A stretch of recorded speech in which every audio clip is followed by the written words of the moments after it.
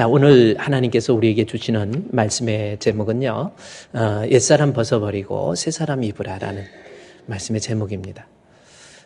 옛사람, 옛모습, 예수 믿기 전에 옛모습은 벗어버리고 새사람 입으라는 거예요. 이것이 바울이 오늘 본문 21절, 22절, 23절, 24절, 25절까지 말씀을 통해서 우리에게 주시는 말씀의 내용입니다.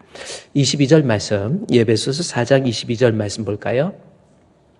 너희는 유혹의 욕심을 따라 썩어져가는 구습을 따르는 옛사람을 벗어버리라는 겁니다.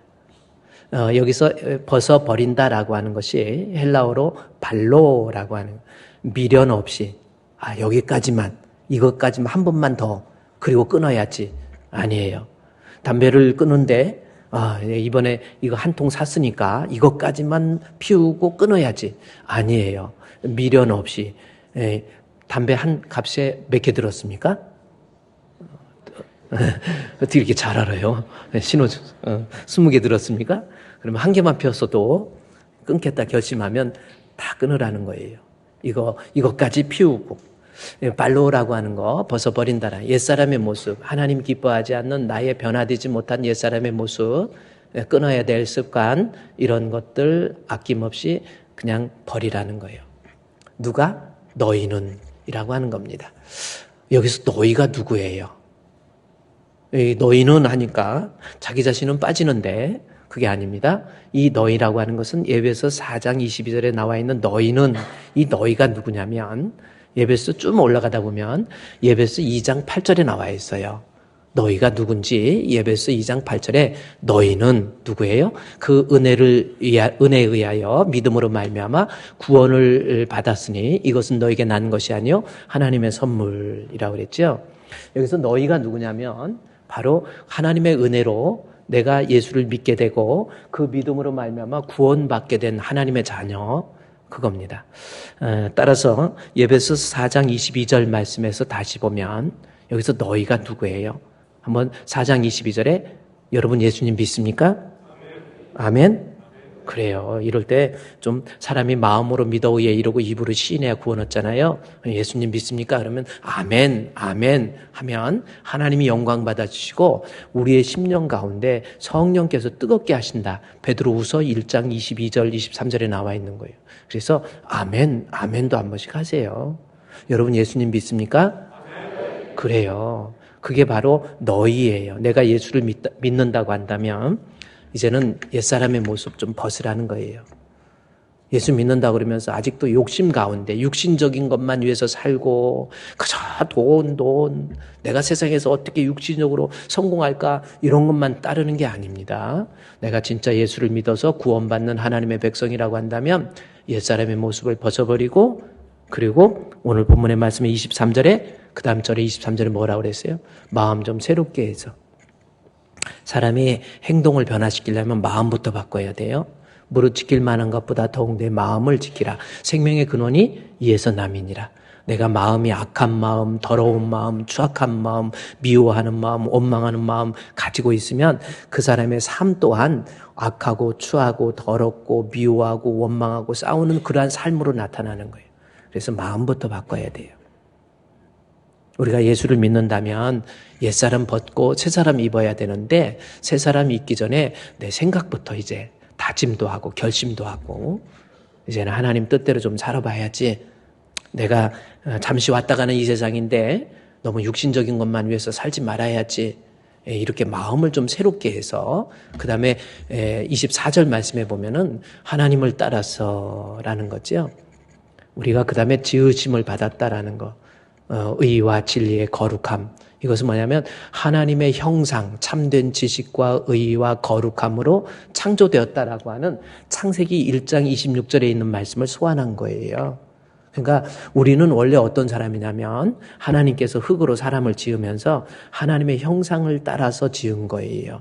그래서 사람에게는 하나님의 형상이 있는 거예요. 그 형상이 뭡니까? 참된 지식, 하나님에 대한 지식, 그 다음에 의, 성경에서 말하는 의입니다. 예수를 믿음으로 말미암아 주어지는 의, 그 다음에 거룩은 뭐예요? 하나님께 드려진 삶의 모습들. 이게 바로, 그래서 인간은 동물과 달라요. 동물에게 어찌 참된 지식이 있습니까? 개가 아무리 우리 개는 안 물어요. 우리 개는 얼마나 착한지 몰라요. 구역 예배 오면요, 예배도 드려요. 찬송도 불러요. 막 그래요. 그러면서 실제적으로 구역 예배 갔는데, 목사님, 우리 집 개는 쟤는요, 예배도 드리고요. 찬송도 해요. 그러면서, 그래요? 어떻게 해요? 그래서, 나 이제 주님의 했더니 그 개가 하더라고. 개도 찬송을 부르더라는 거지요. 찬송이 아니고 그건 뭐라고 그랬어요? 개소리 하는 거예요. 그렇잖아요. 그게 찬송이 아니에요. 하나님의 형상이 동물에게는 없기 때문에 그렇게 찬양을 드리고 경배하고 예배하고 그런 것 자체가 없어요. 인간은요, 하나님 안 믿어. 이제 죄로 인해서 파괴가 돼서 하나님을 경배하려고 하지 않지만 인간은 기본적으로 어떤 신적인 경배와 찬양, 그게 하나님에 대한 참된 지식이기 때문에. 그 다음에 의라고 하는 것은 예수 믿음으로 주어지는 의거든요. 하나님의 형상이 인간에게만 예수를 믿어야 된다라고 하는 그러한 마음이 심어져 있는 거예요. 그 다음에 거룩은 뭐예요? 하나님 앞에 드려지는 예배, 그리고 힘들고 어려울 때 하나님 앞에 기도. 동물들이요, 제가 동물 얘기했지만은 도살장에 끌려가는 짐승들, 소들도요, 어떻게 가까이 보면 막 눈물 흘리는 것 같아요, 소들도. 네, 죽어가면서. 그래, 너무너무 힘드니까, 내가 이제 죽는구나 생각하고, 그저 하나님, 이 소지만 나를 이 위기에서 건져주셔서, 죽지 않고 아프지 않게 해주시옵소서. 그렇게 기도합니까? 안 해요. 인간은요, 위기가 있으면 신께 기도해요. 그게 인간에 대한 소위 말하는 종교심이라고 하는 건데, 그게 바로 하나님께서 그의 형상을 따라 참된 지식과 의와 거룩. 그래, 인간은 또 하나님 앞에 예배 드리려고 하는 마음도 하나님의 형상이 남아있기 때문에. 그래서 예수 그리스도로 회복되면 회복될수록 더 예배 드리려고 하고요. 또 하나님에 대한 지식으로 체험받으려고 하고 예수 믿는 믿음으로 충만해져서 하나님 앞에 의롭게 되고. 죄로 인해서 파괴가 됐을 뿐이지. 그래서 예수 그리스도로 말미암아 재창조. 그래서 이 하나님의 형상을 따라서 지으심을 받았다라는 것은 옛날에 죄가 들어오기 이전에는 의와 진리의 거룩함, 그 모습이 이제 예수 그리스도를 믿음으로 새 사람 된 거예요. 그러다 보니까 이제 막 하나님 앞에 여러분 예배 드릴 때도 이렇게 비가 오는 궂은 날씨 가운데서도 예배 드리고 막 찬양하고 일어나서 그저 송축해 내 영혼아 내 영혼아 거룩하신 이름 막 찬양하는 거예요. 비가 오니까 안 오고 싶어도 또 오셔서 이게 하나님의 형상이 회복되는 정도예요. 툭하면 예배 빠지고 하나님의 형상이 죄로 파괴가 된 거예요. 그러나 예수 그리스도 안에서 20절 말씀에 그리스도를 통해서 4장 20절에 배우고 예수 그리스도를 알고 21절에 진리 안에 있는 예수 안에 있는 진리를 내가 깨닫게 되면 가르침을 받게 되면 이게 새 사람으로 만들어져서 하나님 형상이 회복이 돼요. 그래서 옛사람 것 버리고 새 사람의 모습을 취하게 된다라는 거죠. 다시 여러분 예수님 믿습니까? 그러면 우리 예수 믿기 이전에 옛사람의 육신적인 모습, 잘못된 습관, 잘못된 행동 이런 거 버리고 하나님의 형상을 따라서 지으심을 받은 하나님의 형상이 회복돼서 이제는 새 사람 되는 거예요. 진짜 예수 믿는데 아무런 새 사람의 모습이 없다.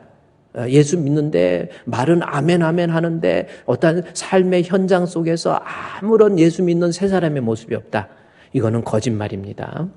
우리 찬송가 계속 부르잖아요. 찬송가 436장에 나 이제 그래요. 나는 나 이제 주님의 새 생명 얻은 몸 옛 것은 지나고 새 사람이로다. 아멘. 그 생명 내 맘에 강같이 흐르고 그 사랑 내게서 해같이 빛난다. 영생을 누리며 주 안에 살리라. 오늘도 내일도 주 함께 살리라. 그렇잖아요. 하나님과 함께 동행하는 거예요. 힘들어도 어려워도 그냥 툭 하면 교회 안 다니네, 예수 안 믿네, 이런 거 없습니다. 진짜 예수를 믿는 사람 같으면요, 우리 주님 따라가는 길이 멀고 험해도 4절 우리 사절 같이 할까요? 주 따라가는 길 험하고 멀어도 아멘. 찬송을 부르며 뒤따라가리.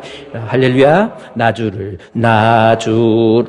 모시고 영원히 살리라. 아멘. 날마다 섬기며 주 함께 살리라. 아멘. 영생을 누리며 주 안에 살리라. 오늘도 내일도 주 함께 살리라. 할렐루야. 예수 믿으면 새 사람 되는 거예요. 그렇죠? 예. 그래, 새 생명을 얻게 되니까 그냥 다 모든 것이 달라요. 여기 산천도, 조목도 새 것이 되었고, 그렇죠? 예수 믿으니까 옛사람이에요. 쉽게 막 분노하고 혈기 부리고. 오늘 아까 비가요, 야, 이렇게 막 쏟아 붓더라고. 그냥 안 올 것 같더니 그냥, 그래서 저는 주일날 비 오면은 이것도, 걱정을 하는데, 어제 토요일날 오전에는 비가 오후 1시에서 2시에 좀 오고 4시에서 5시에 온다고 그래서 예배 드릴 때 좀 그래도 괜찮겠다 했더니 아침에 또 일어나서 보니까 아침 8시부터 비 오는 걸로 됐더라고. 그래서 비 올 때 내가 오늘 이렇게 성도들 이렇게 목양실에서 우리 성도들 올라오는 거 차가 300~400대가 올라와야 되는데 오늘 차량 안내하시는 분들 여러분 보세요. 바지 다 젖었어요. 네, 참 정말 차량 안내, 운전 정말 고생 많이 하시거든요. 그래서 차를 데리고 내가 비가 오니까 이게 막 그래서 차가 얽히고 이럴 때도 짜증내지 마시고요. 우리는 새 사람이잖아요. 막 화내고 막 뒤집어 엎고 막 이러는 거 아닙니다. 그래가지고 잘못하다가 차에서 막 막히고 뭐 한다고 막 욕하고 그러다가 직사게 맞을 수도 있어요. 임자 만나면 조심하세요. 그래서 예수 믿으면요, 힘들어도 어려워도 다음에 여기 분을 내어도 죄를 짓지 말며 해가 지도록 분을 품지 말고 마귀로 하여금 틈을 타지 못하게 하라. 이것이 새 사람 입은 사람의 모습이에요. 거기 26절에 나와 있잖아요. 분을 내어도 죄를 짓지 말고 해가 지도록 분을 품지 말고. 이거 아주 중요한 말이거든요. 예수 믿는 사람에게 나타나는 쉽게 분노하고 막 집에서 분노하고 혈기 부리고 막 부인한테 막 화내고 막 뭐야 하고 막 집어던져 반찬이 이게 뭐야 하고 발로 차고 이런 사람은 없겠지만 쉽게 화내고 막 아내 구박하고 그러면서 교회 와가지고는 주여 거룩 막 하면서 교회에서 막 목사님한테 화내고 분노하고 뭐야 하면서 기도할 때는 또 얼마나 잘하는지 몰라요. 아직 새 사람 안 된 거라니까요. 분을 내어도 죄를 짓지 말라. 인간의 기본적인 감정이 분노가 있긴 있지만 죄 짓지 말라. 한계를 넘지 말라라는 뜻입니다. 어느 한계? 해가 지도록 분을 품지 말라. 어떤 사람은 이걸 밤에 죄를 막 억울한 마음 밤에까지 가지고 가지만 그 뜻 아닙니다. 해가 지도록 유대인들은 하루의 시작이 저녁이에요. 나 예수 믿어서 이제 새 사람 됐다. 네 아이덴티티가 뭐냐는 거예요. 네 신분이 뭐냐는 거예요. 예수 믿는 사람이면 분을 내어도 한계를 넘지 말라 이 뜻이에요. 뭐 이 본문에 대해서는 다음에 이야기하겠지만 여러분 예수 믿으면 새 사람 되는 겁니다. 이제요 여러분 좀 그야말로 나의 정체성을 제대로 알고요 옛사람 벗어버리고 새 사람 입을 수 있는 우리 성도 됩시다. 아멘. 그래서 우리의 모습을 통해서 우리의 삶을 통해서 사람들이 예수의 향기, 그리스도의 편지, 나 저분 보면 예수 믿고 싶어. 아니에요. 저렇게 뜨겁게 기도하고 막 그러는 거 보니까 저 사람 정말 나도 저렇게 예수 믿고 싶어 막 그런 마음 가졌는데 뜨겁게 기도하더니 동네에서 싸울 일이 있어 싸우는 거 보니까 뜨겁게 싸우더라는 거예요. 진짜 뭐 이렇게 예수가 진짜 내 안에 있으면요 뭐 뜨겁게 기도한다고 그것도 다 못 믿어.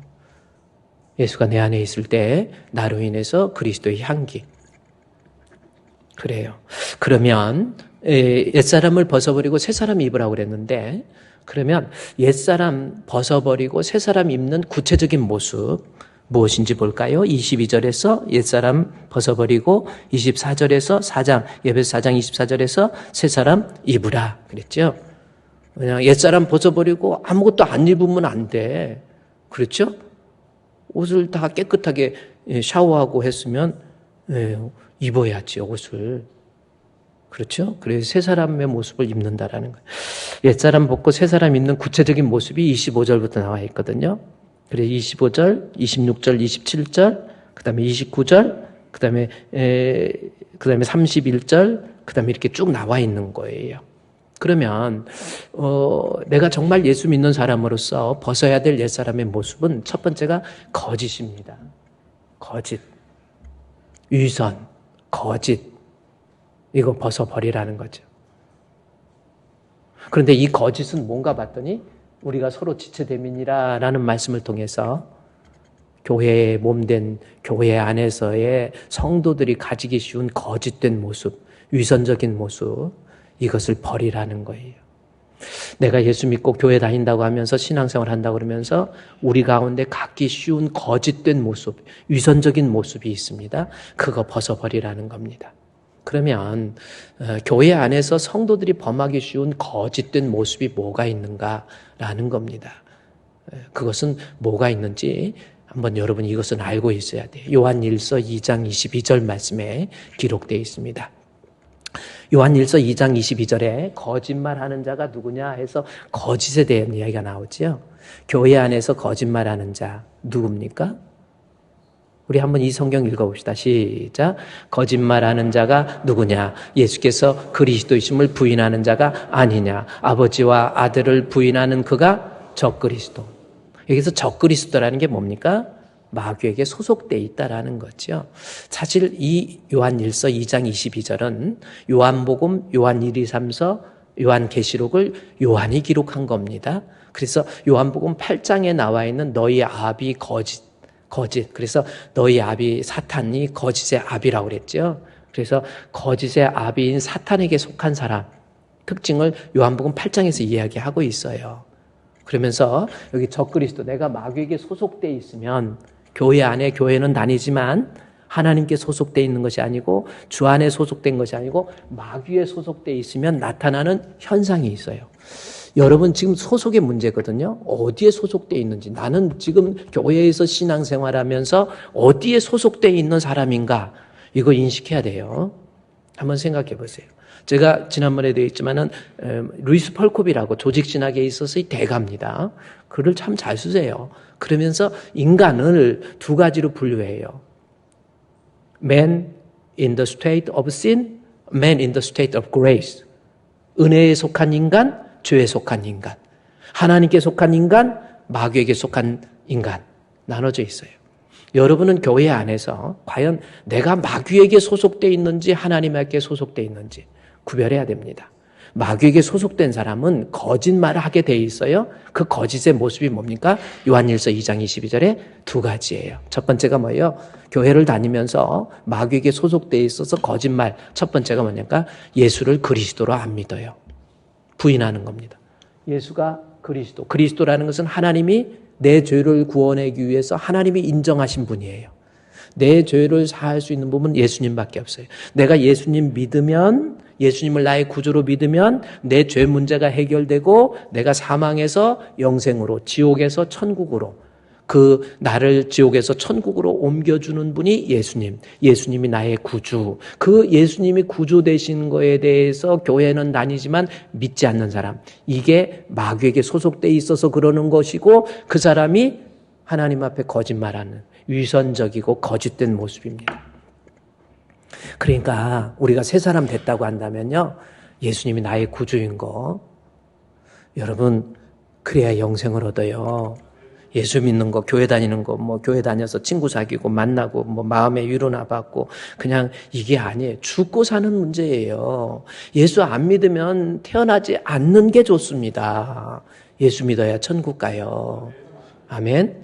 그런데 교회 안에서 이 믿음이라고 하는 것을 통해서 구원을 얻고 천국을 가는데 이 믿음은 눈으로 볼 수도 없고 손으로 만질 수도 없는 관념론적인 개념이잖아요. 그러다 보니까 본인이 믿음도 없으면서 교회 다니고 무슨 직분 맡았다고 무조건 믿음 있는 것으로 착각하면 안 돼요. 분명한 거, 예수님이 나의 구주인 것, 예수님 나의 생명, 나의 구주. 예수 믿음으로 멸망하지 않고 영생. 그래서 교회 안에서 버려야 될 거짓이 뭐냐면 교회는 다니는데 헌금도 하고 기도도 하고 봉사도 하고 다 하는데 믿음이 없어요. 예수 믿는 믿음 없어요. 그 사람은 마귀에 소속된 것이고 그 사람에게는 구원이 없습니다. 첫 번째 버려야 될 거짓이 예수가 그리스도심을 부인하는 것. 또 하나는 하나님 아버지와 부인 얘기하면서 아버지 이야기가 나와요. 이것은 뭡니까? 우리 성도들 가운데 위선적이고 거짓된 모습이 뭐예요? 첫 번째, 예수를 그리스도로 안 믿고 예수 안 믿는 사람. 두 번째는 뭐예요? 하나님을 아버지로 안 믿어요. 이 말씀은 신명기 32장에서 아주 중요하게 여기고 있는 말씀인데 내가 하나님을 아버지로 믿는다. 우리 사도신경에서도 하나님 아버지 이렇게 고백하잖아요. 엄청 중요한 거예요. 하나님에 대한 신앙 고백을 아버지라고 하는 말 속에 다 집어넣은 거예요. 그래서 전능하사 천지를 만드신 하나님 아버지를 내가 믿사오며 그랬잖아요. 아버지라는 게 무슨 뜻입니까?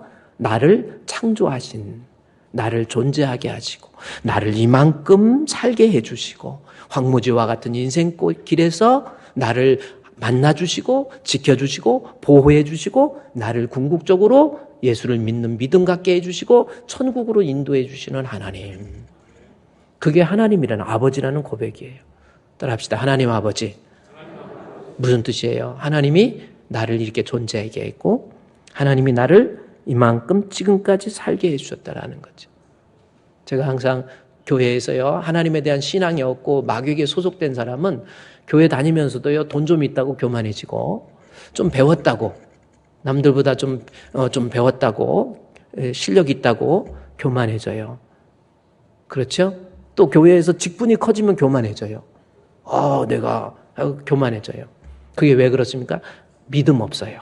하나님에 대한 믿음이 있으면 내가 큰 직분 맡으면 맡을수록 하나님이 내게 주신 은혜라고 하는 것을 깨달으면 깨달을수록 큰 직분 맡으면 더 겸손해져요. 많이 배우면 배웠다고 실력 있다고 뭐 이렇게 좀 나타낼 수 있는 게 있다고 교만 부리는 사람 분명한 사실입니다. 마귀에게 소속돼 있는 거예요. 내가 이런 실력이 있다니 내가 이렇게 공부를 하고 박사가 되고 또 이렇게 아름다운 목소리가 있고 그래요. 오늘도 찬양할 때 우리 베이스 음으로 얼마나 아름답습니까? 저도 저런 목소리를 좀 가졌으면 좋겠어. 할렐루야. 쓸만해요?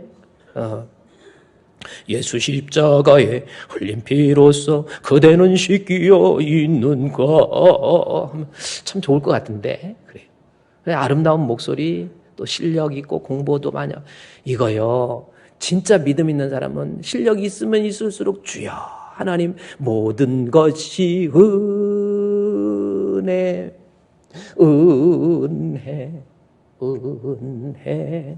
그런 고백이 나오게 돼 있는 거예요. 교회에서 거짓말하는 거 하나님 안 믿는 사람이에요. 딱 보면 압니다. 예수 안 믿는 사람, 이게 거짓이에요. 그래서 이 에베소서에서 바울이 에베소 4장 25절 말씀해 볼까요?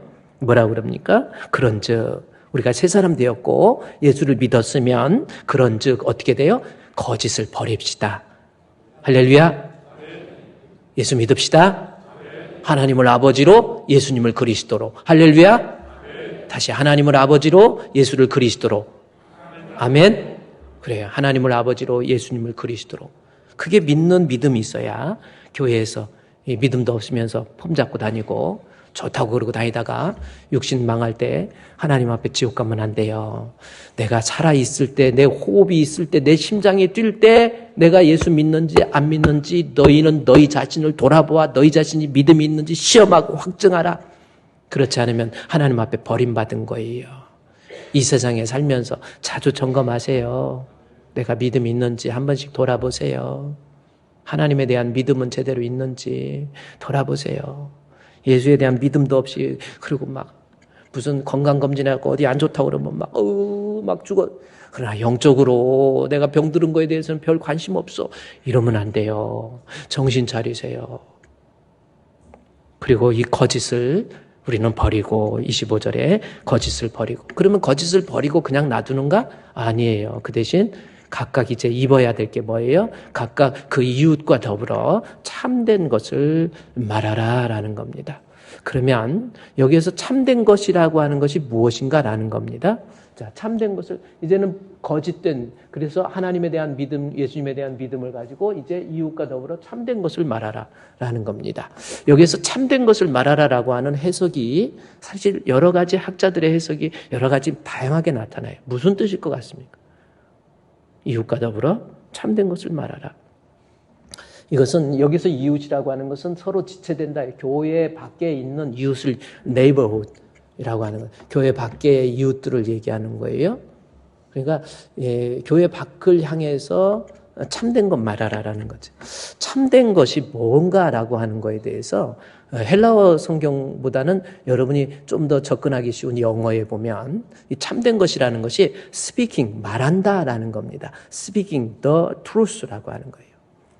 이게 참된 것을 말하라. speaking, 말하는 거예요. the truth라고 하는 겁니다. 그런데 특별히 요한신학에서도 그렇고요. 바울이 요한신학의 영향을 많이 받잖아요. 그래서 이 성경에서 나오는 진리라는 말에는 거의 예수 그리스도를 상징하는 의미가 많이 있습니다. 예수님 자신도 자기 자신을 증언하면서 에고 에이미, 다시 말해서 헬라어의 에고 에이미가 영어로 I am the truth 라고 하는 단어를 쓰죠. I am the truth. 에고 에이미 알레데이아. 헬라어로 그렇습니다. 에고 에이미 알레데이아. 알레데이아는 진리라는 거고요. I am the truth 라고 하는 거예요. 예수님이 I am 일형식이니까 주어의 상태가 예수님 I가 truth 진리라는 거예요. 그래서 여기에서 truth라는 것은 예수 진리 대신 예수 그리스도입니다. 이웃들에게 결국은 뭐예요? 거짓된 모습은 좀 버리고 교회에서 신앙도 없이 그러고 꺼드럭거리고 다니지 말고 이제는 확고하고 뜨거운 믿음 가지고 나 혼자 믿음 가지고 끝날 것이 아니라 예수 믿지 않는 이웃들에게 나아가서 예수가 그리스도 되신 거, 예수가 생명 되신 것, 예수 믿고 구원받는 것, 이것을 입으로 말할 줄 아는 것, 다시 말해서 전도할 줄 아는 사람이 되라라는 거예요. 자, 그러면 이 참된 것을 말하라라고 하는 것이 오늘 예배소서 4장 15절에도 언급이 되어 있어요. 그러면 이 예배소 4장 15절 말씀을 볼까요? 오직 사랑 안에서 참된 것을 하여라고 기록되어 있죠. 그래서 오직 사랑 안에서 바울이 여기서 사랑 안에서 영원 사랑하는 마음 좀 가지시고 그겁니다. 내가 예수를 믿었다고 한다면 나를 구원해 주시고 영적으로 살려주신 하나님의 은혜에 감격해서 나 또한 영혼을 사랑하는 마음 가지라는 거예요. 여러분의 자녀들, 여러분의 아가들 얼마나 소중합니까? 아가들을 그저 육신적으로 얘를 어떻게 학원 보내, 얘를 어떻게 공부 잘 시켜가지고 물론 그것도 필요해요. 그러나 수련회를 보내시오. 광해가 얘기한 것처럼 그래요. 이 아이를 영적인 것을 좀 볼 줄 알았으면 좋겠어요. 영원 사랑하는 마음. 세상에서 출세하고 지옥 가버린 꾸며낸 이야기가 아니에요. 여러분 아이들 지옥 가면 어떡합니까? 그래서 이 아이로 하여금 영적인 그러한 영혼을 사랑하는 부모. 그래서 예배소 4장 15절 말씀에 우리가 진짜 예수 믿는다면 새 사람 됐다면 사랑 안에서 좀 영혼을 사랑하는 마음 가지고 예수를 알지 못해서 지옥 가는 영혼을 좀 불쌍히 여기는 마음을 가지고 예수 믿는 믿음 안에서 참된 것, 예수가 그리스도심을 말할 줄 아는, 전도할 줄 아는, 선교할 줄 아는 그러한 성도가 되라라는 겁니다. 예배소 4장 25절 다시 가보세요.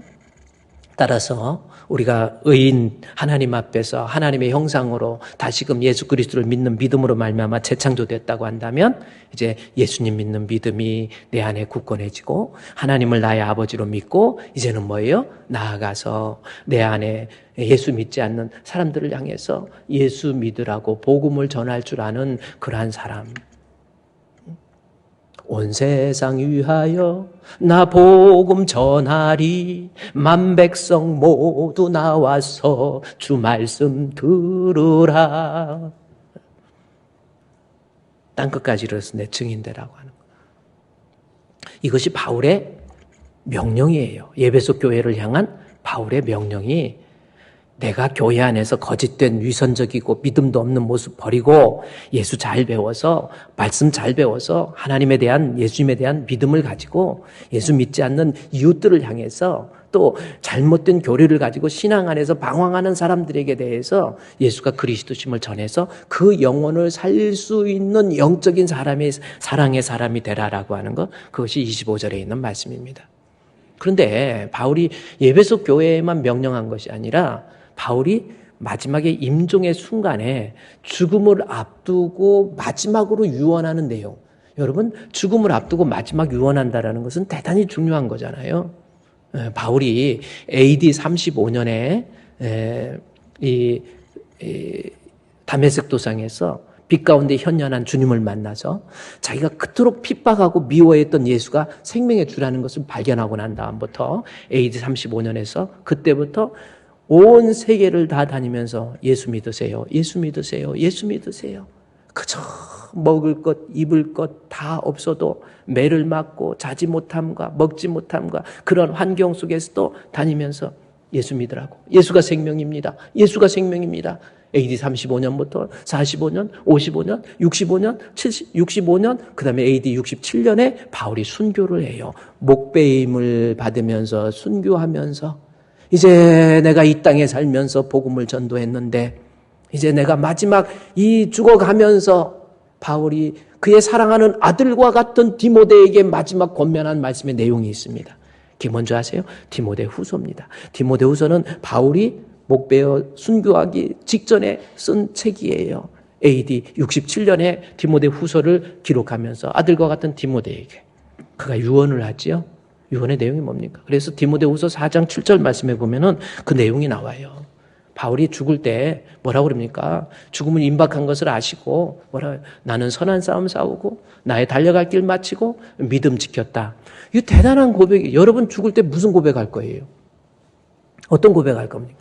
이 선한 싸움은 뭡니까? 내 믿음을 넘어뜨리려고 하는 마귀가 여러분 계속해서 어떤 때는 엉뚱한 일도 생기고 오해된 일도 생기고 갑자기 목사님한테 섭섭한 일도 생기고 이런 일 저런 일 다 생겨요. 그러한 싸움 중에서도 끝까지 믿음 안에서 승리하는 거.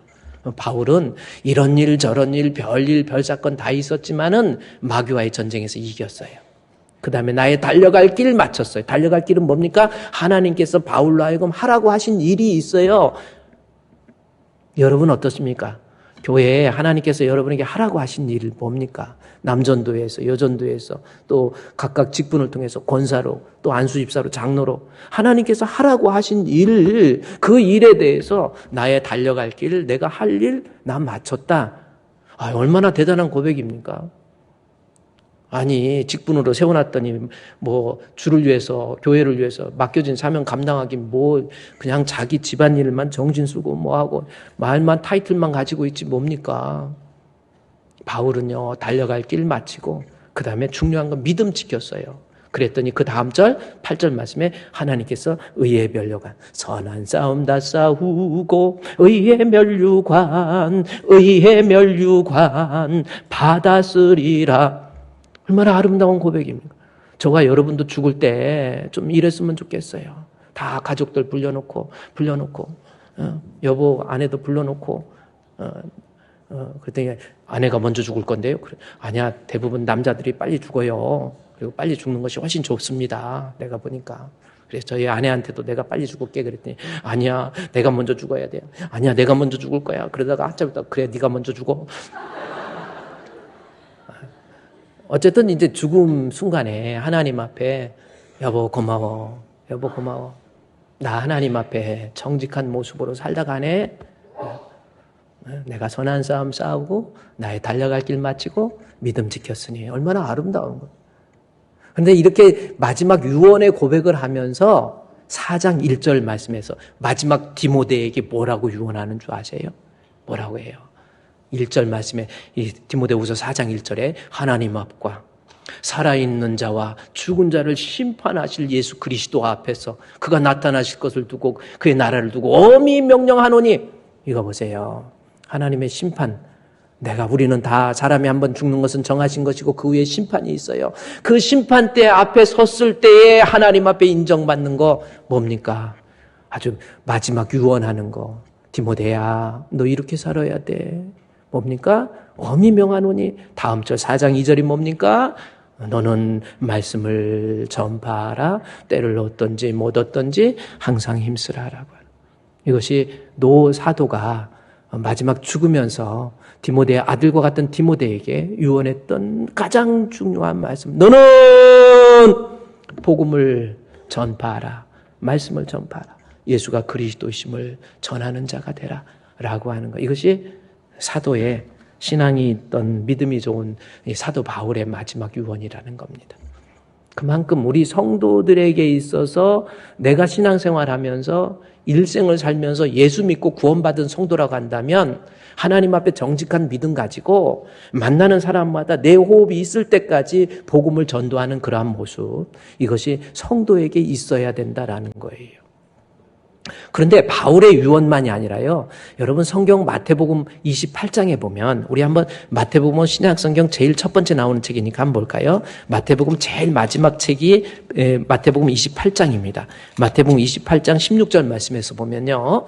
거기에도 우리 예수님이 이제 부활하시고 승천하시면서 마지막 제자들에게 명령하신 명령의 말씀이 있습니다. 그게 뭔가 봤더니 이 마태복음 28장 16절 말씀에 보면 그렇게 기록되어 있어요. 거기 보니까 11 제자, 예수님이 십자가에 못 박혀 죽으시고 이제 부활하시고 승천하시기 전에 제자들을 마지막에 부른 거예요. 11 제자. 한 명은 가룟 유다가 자살했죠. 결국 하나님 앞에 12 제자 중에 차라리 가룟 유다가 예수님의 제자 안 됐으면 좋을 뻔한 거예요. 여러분 항상 조심하세요. 교회에서는 항상 조심하세요. 내가 차라리 집사가 안 됐으면 더 좋을 뻔한, 내가 차라리 권사가 안 됐으면 더, 내가 차라리 장로가 안 됐으면 더 좋을 뻔한 거, 이거 조심해야 됩니다. 가룟 유다가 예수님 제자 안 됐으면 저렇게 비참한 모습은 안 됐을 것 같아요. 기왕이면 맡아진 직분하세요. 제자면 제자다운 모습으로 하나님 앞에. 제자는 디사이플이라는 게 뭡니까? 내가 제자라고 하는 것은 스승에 의해서 다스려지고 통제된다는 뜻이 제자 아닙니까? 내가 예수님 믿는다면 예수님에 의해서 다스려지고 통제되는 거, 그게 예수님에 대한 디사이플 제자예요. 그래서 예수님께서 11명의 제자를 불러서 그 다음에 갈릴리에 가서 예수께서 지시하신 산에 이르렀다. 이 산에 예수님이 왜 마지막 얘기하면서 산에 올랐다라는 겁니다. 갈릴리 주변에 산이 있을까요? 없을까요? 있으니까 산으로 썼지요. 그럴지 몰라도 산 없어요. 이스라엘 땅에 가보세요. 갈릴리 주변에 그냥 언덕입니다. 사복음서에서 갈릴리 주변에 예수님께서 오로사 이렇게만 나와 있지 산이라는 말이 없는데 마태복음의 신학적 특징상 마태복음에서는 산상수훈을 할 때 산에서 복음을 전한 마태복음 5장, 6장, 7장이잖아요. 산에 오르사 그 말씀을 해요. 산 아닙니다. 근데 산이라는 말을 써요. 그것은 어떤 의미입니까? 산에 올라서 5장에서 심령이 가난한 자는 복이 있나니 애통하는 자는 복이 있나니 여러 가지 성도로서 이 땅에 살면서 정말 중요한 하나님의 계명을 말씀할 때 산에 오르사라는 말씀이 있어요.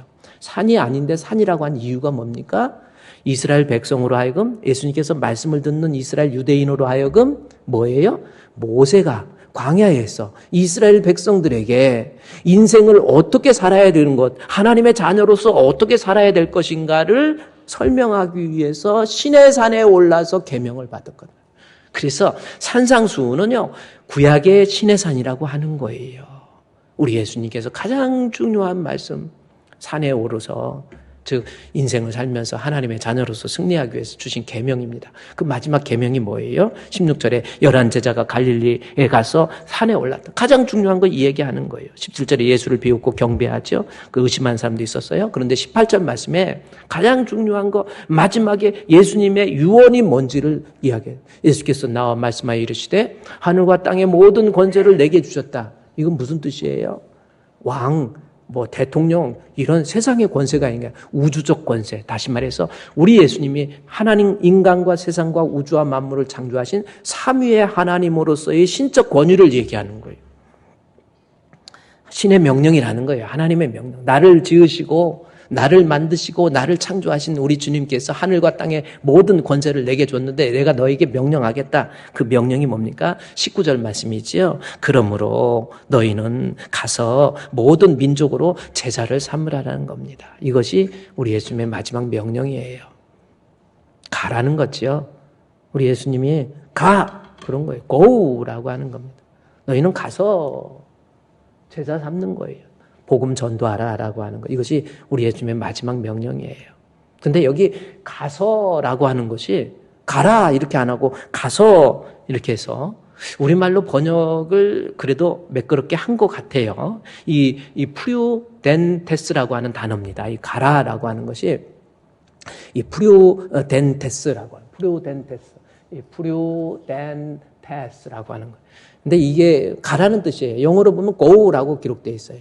그런데 문제는 제가 이거 시제입니다. 패싱을 했을 때 이 시제가 뭔지 시제를 보면은 분사예요. 분사 명령이라. 분사라고 하는 것은 이거 헬라어는 지금 사어지만은 영어 같은 건 살아있는 언어잖아요. 영어 같은 경우도 분사는 현재 분사는 진행의 의미가 있잖아요. 그러니까 가서 가라 안 하고 가서 무슨 뜻이에요? 내가 예수가 그리스도이심을 복음을 전하는데 한 번 전해서 안 됐다고 포기하고 안 하고 또 시간이 지나서 게으르지고 나태해서 안 하고 아니라 가고 가서 해서 계속해서 진행형의 의미가 바로 이 프로텐테스라고 하는 가라고 하는 거예요. 이것이 우리 예수님의 마지막 유언입니다. 여러분 어떻습니까? 내가 진짜 예수님 믿고 예수님 사랑한다면 우리 예수님이 주신 계명을 지켜야 되잖아요. 나 예수 믿는다고 그러면서 막 주님 사랑합니다 하면서 주님이 주신 계명, 그것도 유언적 계명도 안 지켰다. 말도 그건 안 사랑하는 거예요. 안 사랑한다는 말이 제 말이 아니라 요한복음 14장 15절 말씀에 그대로 나와 있어요. 요한복음 14장 15절에 너희가 나를 사랑하면 이 구절이잖아요. 네가 진짜 나를 사랑한다면 계명은 어떻게 됩니까? 지켜져요. 지키리라. 지켜지는다라는 뜻입니다. 지켜라라는 거. 네가 나 사랑하면 계명 지켜라. 아니에요. 지키리라 하잖아요. 내가 진짜 예수님을 믿고 진짜 예수님을 사랑한다면 우리 예수님이 내게 주신 계명 자연스럽게 지켜지는 거예요. 예수 믿는다 그러면서 우리 주님이 마지막 주신 The Great Commission이잖아요. 가장 큰 계명입니다. 우리 예수님께서 세상에서 우리를 위해서 십자가에 못 박혀 죽으시고 부활하시고 승천하시면서 마지막 제자들에게 하신 가장 큰 The Great Commission, 가장 큰 명령이 뭡니까? 계명이 뭡니까? 가서 한 번 가도 안 되면 두 번 가고 두 번 가도 안 되면 세 번 가고 계속해서 예수가 그리스도심을 전하라고 하는 거, 이것이 예수님의 마지막 유언이라니까요. 여러분 한번 생각해 보세요. 우리 하나님 앞에 좀 정직해집시다. 진짜 믿음이 있는지 좀 살펴보고 여지껏 살아오면서 신앙생활하면서 겨우 내 믿음 관리하기에 급급했습니까? 아니면 만나는 사람마다 사랑의 영원 사랑하는 마음을 가지고 복음을 전해야지 라는 마음이 있는지 없는지 한번 생각해요. 진짜 믿음이 있다고 한다면 미얀마 선교사 1800년도 사람입니다. 1819년도에 아도니람 저드슨이라고 하는 분이 계세요. 미얀마에 지금 미얀마는 다 불교 국가잖아요. 동남아시아 다 불교. 웬만하면 뭐 태국이든 뭐든 다 불교.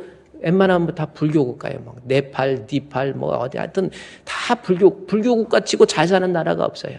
미얀마 같은 데도 그냥 얼마나 어렵고 힘들어. 나라가 원래는 버마였잖아요. 근데 군인들이 쿠데타 일으켜가지고 지들이 정권 잡고 나라 이름도 버마에서 미안해 임마 해갖고 미얀마로 바꿔 미안해 임마 해가지고 참 불교 국가인데 거기에 아도니람 저드슨이라고 하는 저분이 계십니다. 저분이 거기에서 복음을 전하는 거예요.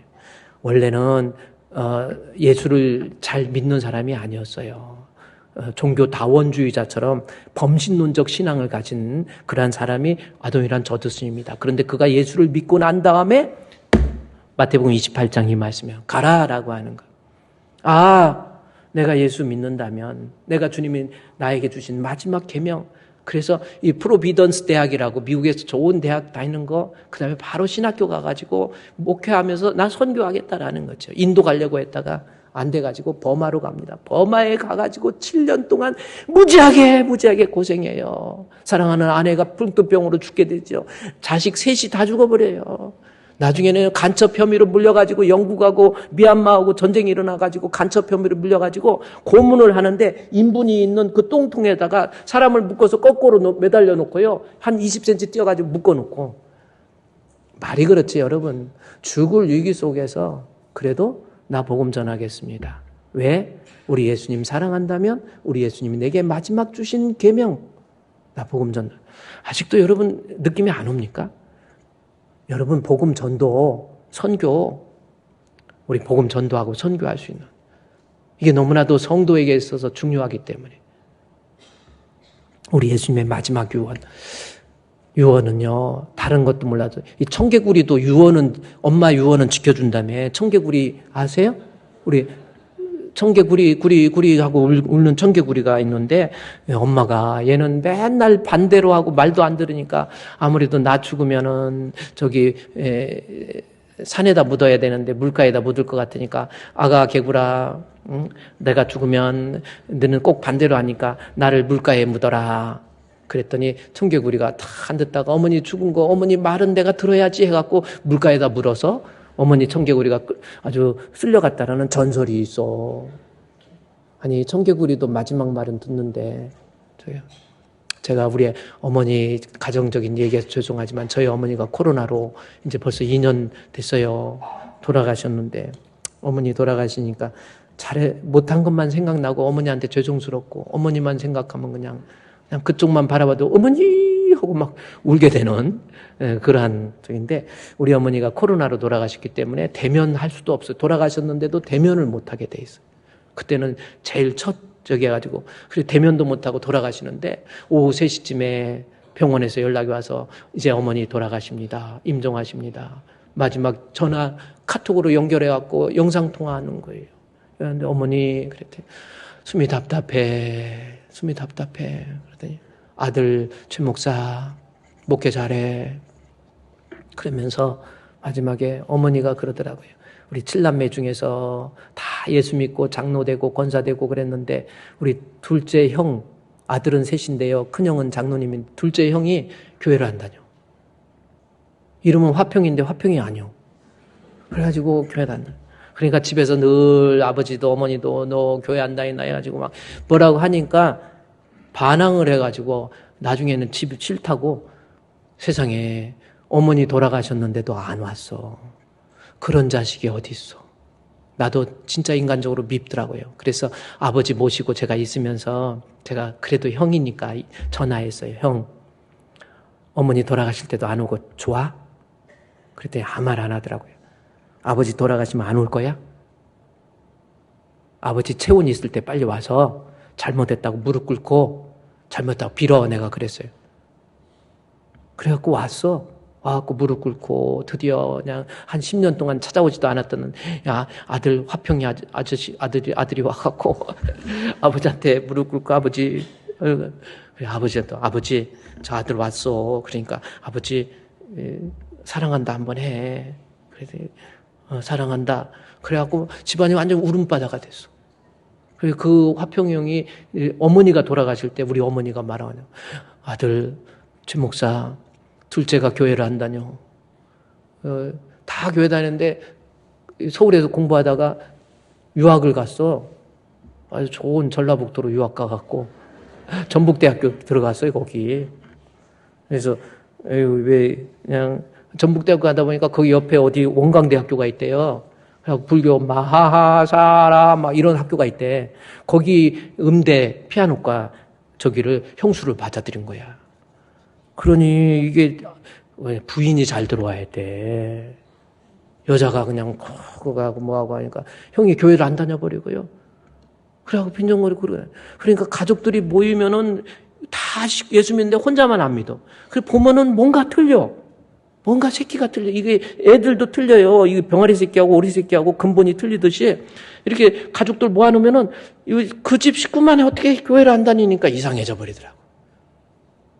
교회에 그런데 어머니도 자식이잖아요. 그래 어머니가 형 말도 안 듣고 누나 말도 안 듣는데 최 목사 말은 좀 들으니까 내가 죽기 전에 아들한테 부탁하네.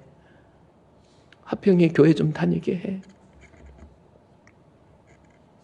어머니가 마지막 그게 하지만 그래서 저도 인간적으로 형이 별로 안 좋아. 내 또 유튜브로 또 듣고 들을 리 없어. 그 친구는 얼마나 비아냥거리냐면 제가 이제 이렇게 하고 명절날 이렇게 모이고 그러면 있잖아요. 제가 이제 목사님인 거 알잖아. 그래 제 옆에 오면 주희야 믿습니다. 주희야 하고 빈정거리고 다녀.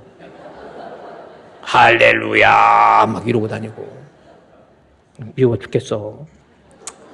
그래도 어머니가 마지막에 그래도 어머니한테는 아들이잖아요. 그래서 하평이한테 최 목사가 다른 사람 말 안 들으니까 최 목사가 예수 믿게 해.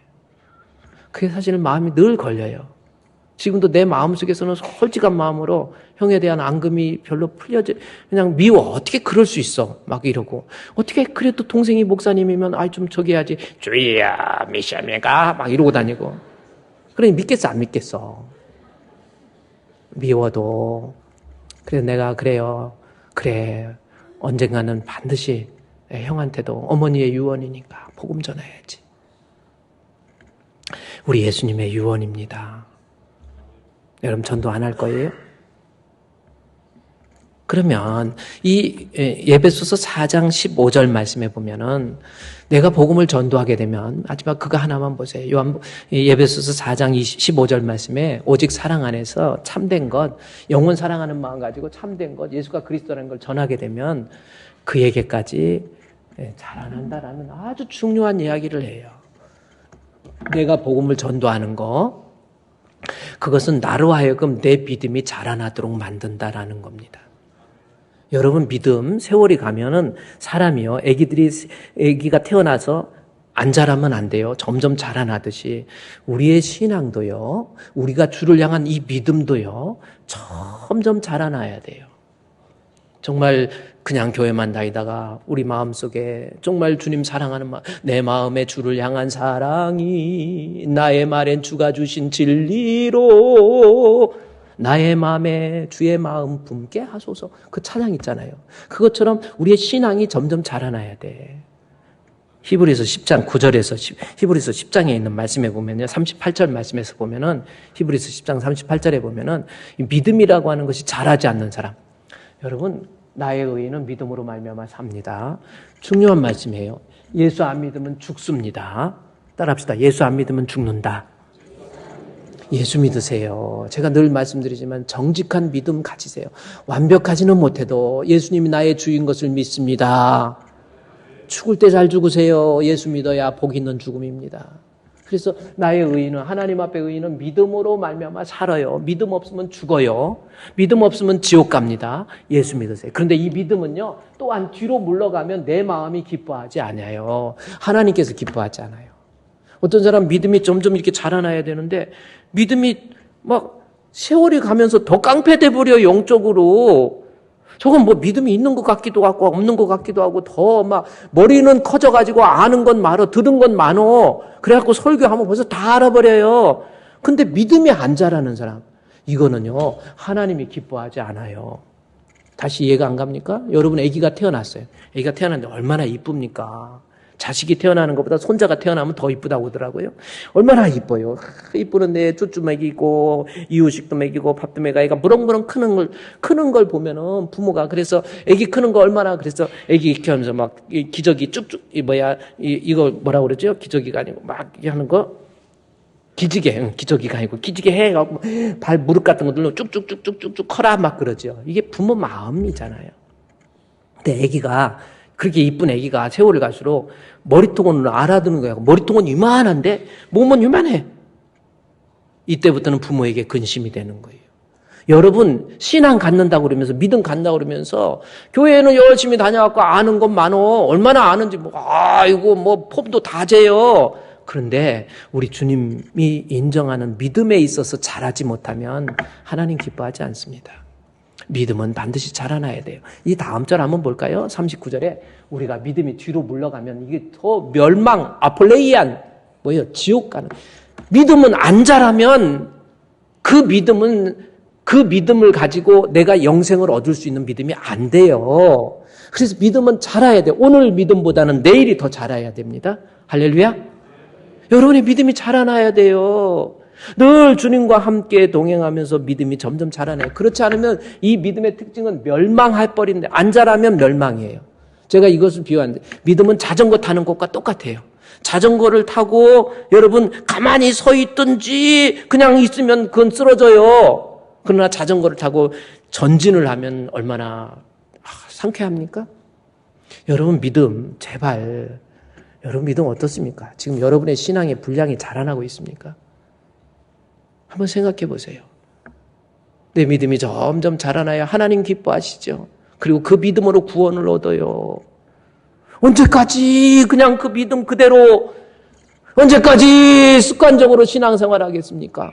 그런데 믿음이 자라날 수 있는 방법이 에베소서 4장 15절 말씀에 거기 나와 있는 거예요. 내 믿음이 자라날 수 있는 것이 오직 사랑 안에서 참된 것 하면 범사에 우리 주 예수 그리스도의 머리 대신 주님의 몸 된 그리스도의 그래서 머리 대신 우리 주님까지 내 믿음이 점점 자라나요. 믿음이 쑥쑥 자라요. 복음을 전하면 내 믿음이 자라난다니까요.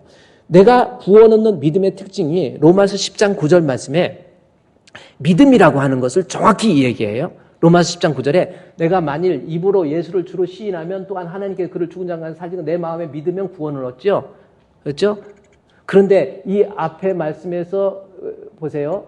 8절 로마서 10장 8절 말씀에 10절 말씀을 보세요. 다음 절, 앞절이 아니고 사람이 마음으로 믿어 의에 이르고 입으로 시인해야 구원 얻는다. 이렇게 그러면 9절 말씀에서 볼까요? 우리의 믿음이 내가 구원 얻는 믿음 이 믿음의 특징은요. 내가 만약 예수를 입으로 시인하면 또 그 하나님께서 그를 죽은 자가 아니라 내 마음에 믿으면 구원을. 그러니까 내가 예수를 믿어 나 예수님 믿어 예수님 찬양해 나 교회 다녀 그러면요 내 마음에 믿은 단계예요. 그런데 이 마음에 믿은 예수를 내 입을 가지고 시인할 줄 알아야 그것이 구원 얻는 믿음이에요. 그래서 마음으로 믿어 의에 이르고 입으로 시인해서 구원. 그래서 내 마음으로 믿어서는 의의 단계. 그러니까 이게 표현이 그러는데 믿음의 관념론적인 입장에서 그냥 머리로 지식적으로 나 예수님 알고 교회에 이렇게 다닌다고 그래서 구원 얻는 믿음이에요. 진짜 구원 얻는 믿음은 마음으로 믿어 의에 이르고 내 입으로 시인하는 거예요. 입으로 시인이 뭔가 봤더니 14절에 나와 있어요. 입으로 시인이 뭔가 하고 했더니 그런즉 그들이 믿지 아니한 자를 어찌 부르리요 듣지도 못한 이를 어찌 믿을 전파하는 자가 없이 어찌 들으리요 15절 말씀에 뭐라요? 전파가 나오죠. 15절 말씀에 가보면은 보내심을 받지 않아서 어찌 전파하리요 기록되면 아름답다 좋은 소식을 전하는 자들의 발 이렇게 나오죠. 여러분 이 말씀도 보세요. 우리 하나님 앞에 기왕 신앙생활하면서 하나님이 인정하는 믿음 마음으로 믿었다? 이거는 완전한 믿음이 아니에요. 그냥 이거는 뭔가가 관념론적이고 머릿속에만 가지고 그냥 그 속에 허사와 계율이 가득해도 얼마든지 마음으로 믿었다고 말할 수 있는 거예요. 그렇잖아요. 이 믿음이 있으면 그래서 마음으로 믿은 예수가 진짜 나의 구주인 것을 믿게 되면 복음을 전할 수 있는 전도자가 되는 겁니다. 이때 비로소 복음의 전도자가 되는 거예요. 그래서 오늘 주신 말씀 잘 생각해 보세요. 내가 예수를 믿고 거듭난 새 사람이라고 한다면 내 마음속에서 하나님을 우리의 아버지로 예수님을 나의 구주로 믿고 예수 믿지 않는 자들을 향해서 온 이웃과 더불어 사랑의 마음을 가지고 예수가 그리스도심을 전하세요. 아멘? 아멘? 그냥 넘어가지 마요. 그렇게 예수가 그리스도를 전하게 될 때 내가 마음으로 믿은 단계에서 입으로 시인해야 구원 얻는 완전하고 확실한 건강한 믿음의 상태가 될 수 있습니다. 우리 사랑하는 성도, 우리 주품교회 우리 모두 다 믿음 있는 성도답게 예수를 통해서 복음을 전할 수 있는 그런 알곡이 되시기를 주의 이름으로 축원드립니다. 하나만 더 제가 그림 우리 엘살바도르 선교사가 우리 마지막 주에 올라왔을 때요. 마지막 주에 우리 엘살바도르 선교사 오시는데 황병철 선교사입니다. 저분이요 대단하신 분이에요. 선교사 여기 있는데 전부 장애를 앓고 있는 사람들에게 복음을 전해요. 우리 총회에 GMS 선교가 있는데 GMS에 소속된 나라가 96개국이었는데 이분이 엘살바도르는 아무도 안 갔는데 엘살바도르를 가서 97개국이 됐는데 이분이 거기에서 이분입니다. 황병철 선교사입니다. 거기에서 복음을 전도하는 거예요. 너무나도 힘들어. 지금 온도가 얼마나 되냐고 그랬더니 우리 마지막 주에 우리 교회 오실 거거든요. 우리 그래 엘살바도르 우리 바자회하고 그래서 우리가 한 2천만 원 정도 또 선교비 지출을 합니다. 그런데 저렇게 세상에서 담임 목사로 청빙이 돼서 오라고 했는데도 안 가고 저곳에서 너무 지금 40도예요, 온도가. 습도가 얼마나 많은지 견딜 수도 없대요. 근데도 그곳에서 언제까지 할 거야? 그랬더니 나 여기서 죽어야지 그러더라고. 그래서 아니 그러면서 이런 얘기 저런 얘기 하면서 뭐라고 하냐면 내가 이곳에서 복음을 전도하고 걷지 못하는 자, 말하지 못하는 자, 제대로 막 몸이 피비 꼬여 있어가지고 제대로 활동도 못하는 그런 사람들에게 예수를 전하면서 내 마음이 뜨거워지더라는 거예요. 내가 하나님이 인정하는 진짜 믿음이 생기더라는 겁니다. 여러분 믿음이라는 것은요, 이 전도를 통해서 뜨거워져요. 우리 주품으로 가는 길 그냥 넘기지 마세요. 지금부터라도요, 전도에 대한 비전을 가지시고 내가 전도해야지, 선교해야지 승리하시기를 주의 이름으로 축원드립니다.